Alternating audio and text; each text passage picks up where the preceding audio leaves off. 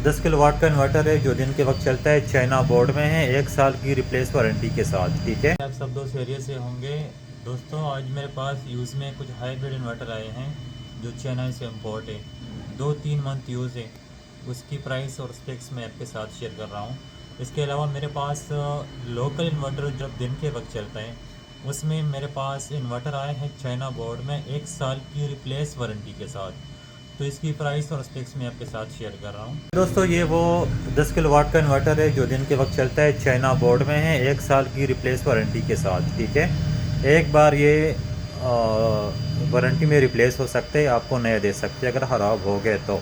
ठीक है, इसके अलावा इसमें ऑटोमेटिकली चेंज ओवर भी लगा है। ठीक है, इसके बोर्ड में फीचर हैं। इसके साथ आपने कोई चेंज ओवर नहीं लगाना, वापडा इसके साथ लगाने, ऑटोमेटिकली वापडा पे शिफ्ट हो जाएगा और ऑटोमेटिकली सोलर पे शिफ्ट हो जाएगा। ठीक है, और अल्हम्दुलिल्लाह ये सिर्फ़ और सिर्फ मेरे शॉप पे अवेलेबल है। ठीक है, सिर्फ़ और सिर्फ जो दुकानदार हजरात हैं उनके लिए और भी डिस्काउंट हो जाएगा। ठीक है, तो ये हाइब्रिड इन्वर्टर है, ये चाइना से इंपोर्ट है। ठीक है, तकरीबन 2 मंथ यूज़ है।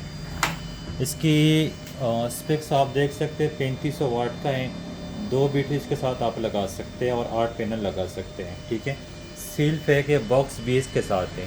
इसमें ख़ास बात यह है कि ये बैटरी के साथ भी चलता है और बैटरी के बगैर भी चल जाता है। ठीक है, और इसमें सबसे जो अहम फीचर है इसमें ये वाला, साथ आप लिथियम बैटरी भी कनेक्ट कर सकते हैं। ठीक है, 35 और सारे फीचर जैसे कि नेट्रॉक्स में आते हैं ना, ये सारे फीचर इसमें फीचर अवेलेबल है। ठीक है, और बिल्कुल न्यू है, डब्बा पैक है, सिर्फ 2 मंथ यूज़ है, ओपन नहीं है, रिपेयर नहीं है। ठीक है, ये सिर्फ और सिर्फ 75,000 का है।